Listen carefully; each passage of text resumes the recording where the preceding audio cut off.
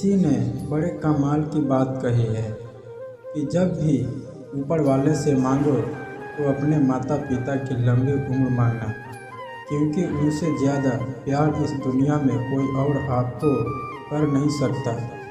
नमस्ते दोस्तों, एक बहुत छोटी सी कहानी एक पिता पुत्र की जो समुद्री रास्ते से कहीं दूर उड़ जा रहे थे और बीच समुद्र में बीच मझधार में उनकी नाव जिस बोट पर सवार थे वो खराब हो गई। अब उन्हें लगा कि सब कुछ खत्म होने के बाद जीवन खत्म होने को है, तो पिताजी ने देखा कि दूर एक टापू दिख रहा था। जैसे तैसे वहां तक पहुँचे। वो एक नहीं दो टापू थे। किनारे पर उतरे और पिताजी ने कहा, देखो बेटा, अब तो जीवन समाप्त होता दिख रहा है। कुछ और ऑप्शन नज़र नहीं आ रहा है, कोई विकल्प नहीं है। यहाँ से जान बचाने के लिए एक ही काम बचा है। बेटे ने पूछा, क्या?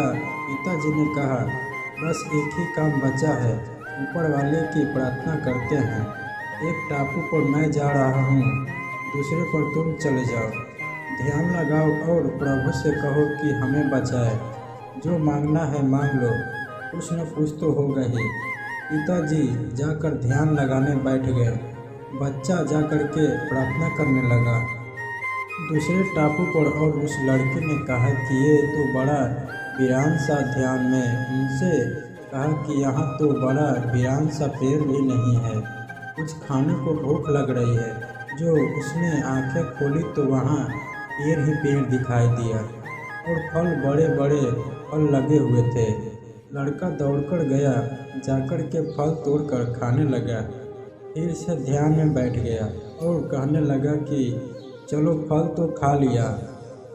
ये जगह बहुत सुंदर है, कुछ ऐसा हो जाए कि यहीं परिवार बसा लूं। एक झोपड़ी मिल जाए, यहीं पर मेरा परिवार बस जाए।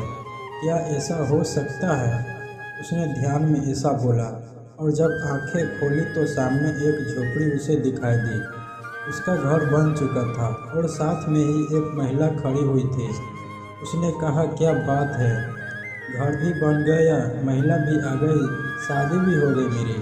तो फिर से उसने ध्यान लगाया कि अब जब सब कुछ हो ही गया है तो यहाँ से बचने का रास्ता निकालते हैं, क्योंकि जब सब कुछ मेरी सुनी जा रही है तो ये भी सुन लीजिए।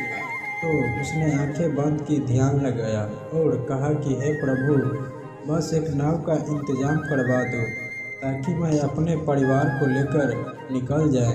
और जब उसने आंखें खोली तो सामने ही एक तरफ किनारे पर उसे एक अच्छी सी सुंदर सी नाव दिखाई दी जो जाने के लिए तैयार थे।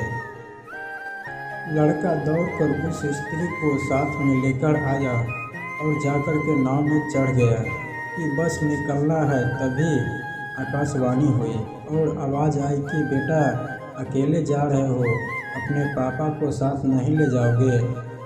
उस लड़के ने कहा कि मेरे पिताजी के कर्मों का फल मिल रहा है, उन्हें उनके चक्कर में यहाँ आ गए। मेरा पिताजी ने अगर अच्छे कर्म करे होते तो अभी उनकी भी सुन ली होती।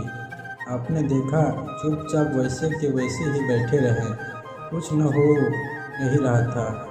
उस तरफ हमारे यहाँ देखो, सब कुछ बदल गया। पेड़ आ गया, फल आ गए, झोपड़ी बन गई मेरे लिए, स्त्री भी आ गई, शादी भी हो गई मेरी, तो सब आपने सुन ली। मेरे पिताजी की तो सुना ही नहीं। उन्होंने उनके कर्मों का फल मिल रहा है, मिलने दो, हम यहाँ से निकलेंगे और उन्हें भुगतने दो।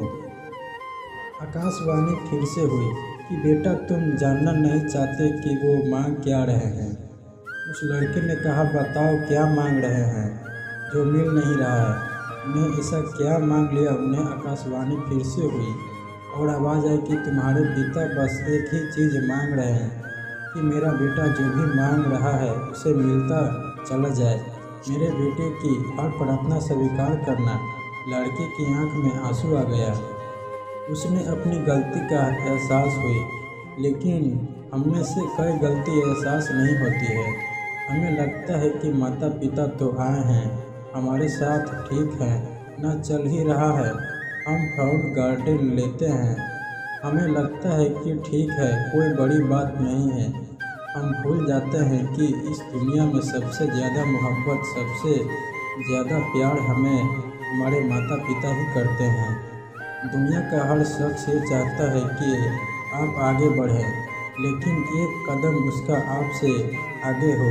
वो आपसे थोड़ा सा आगे निकला है, वो थोड़ा सा और उम्मीद कर ले, लेकिन सिर्फ माता पिता ऐसा चाहते हैं कि आप उनसे भी ज़्यादा प्रोग्रेस करें, उनसे भी ज़्यादा नाम कमाएं, शोहरत कमाएं, पैसा कमाएं, खुशियाँ लाएं।